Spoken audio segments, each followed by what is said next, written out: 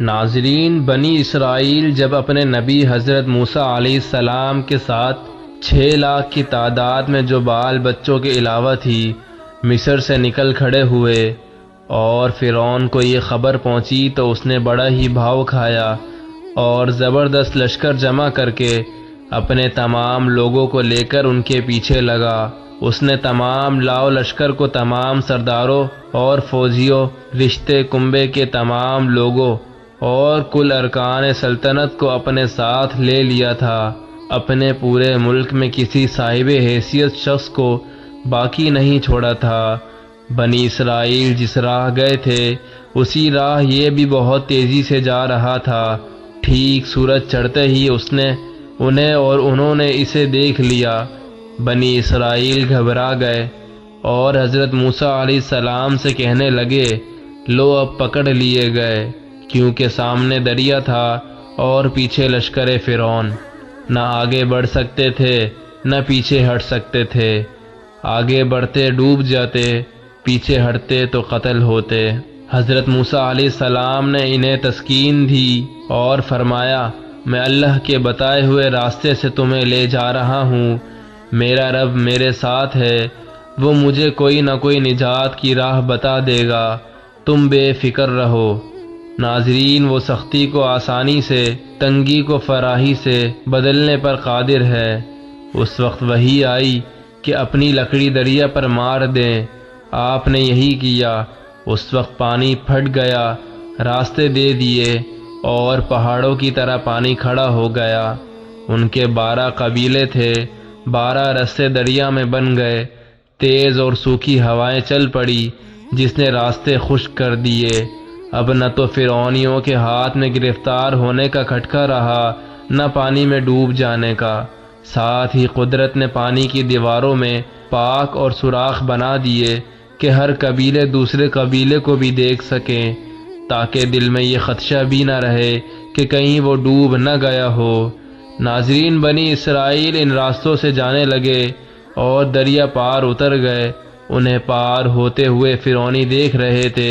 جب یہ سب کے سب اس کنارے پہنچ گئے، اب لشکر فرعون آگے بڑھا اور سب کے سب دریا میں اتر گئے۔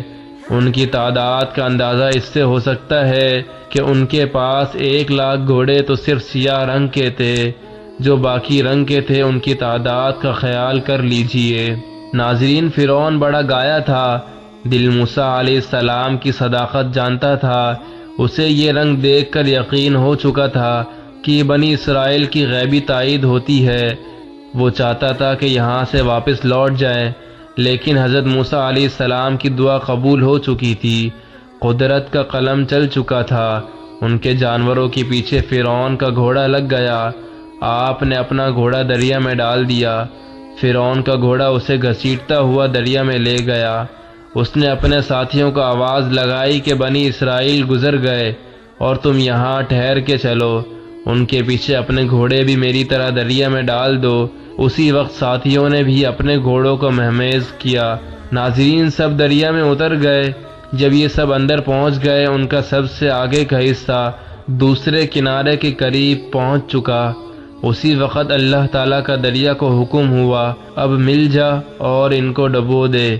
ناظرین، پانی کے پتھر بنے ہوئے پہاڑ فوراً پانی ہو گئے اور اسی وقت یہ سب غوطے کھانے لگے اور فوراً ڈوب گئے۔ ان میں سے ایک بھی باقی نہ بچا۔ پانی کی موجوں نے اوپر تلے کر کے ان کے جوڑ الگ کر دیے۔ فرعون جب موجوں میں پھنس گیا اور سکرات موت کا اسے مزہ آنے لگا تو کہنے لگا، میں اللہ پر ایمان لاتا ہوں جس پر بنی اسرائیل ایمان لائے۔ عذاب کے آ جانے کے بعد ایمان سود مند نہیں ہوتا۔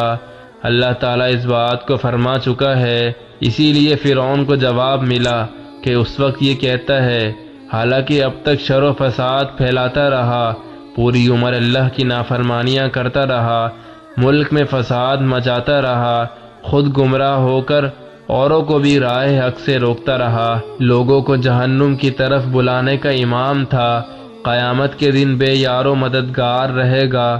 فرعون کا اس وقت کا قول اللہ تعالیٰ نے اپنے علم غیب سے حضرت محمد مصطفیٰ صلی اللہ علیہ وسلم سے بیان فرمایا۔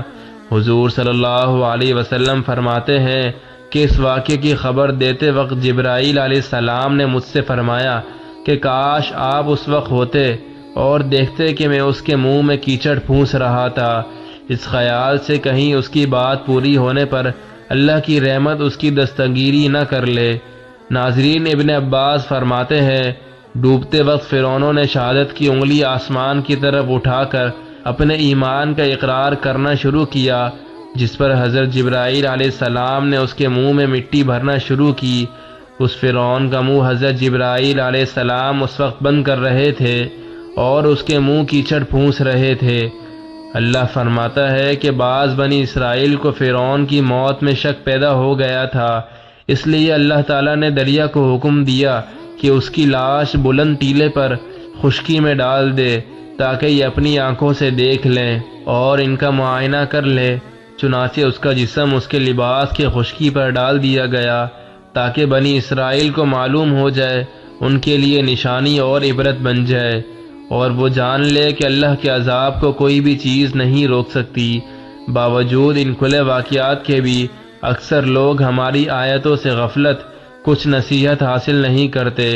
ان فرعونیوں کا غرق ہونا اور حضرت موسیٰ علیہ السلام کا مسلمانوں کے نجات پانا عاشورے کے دن ہوا تھا۔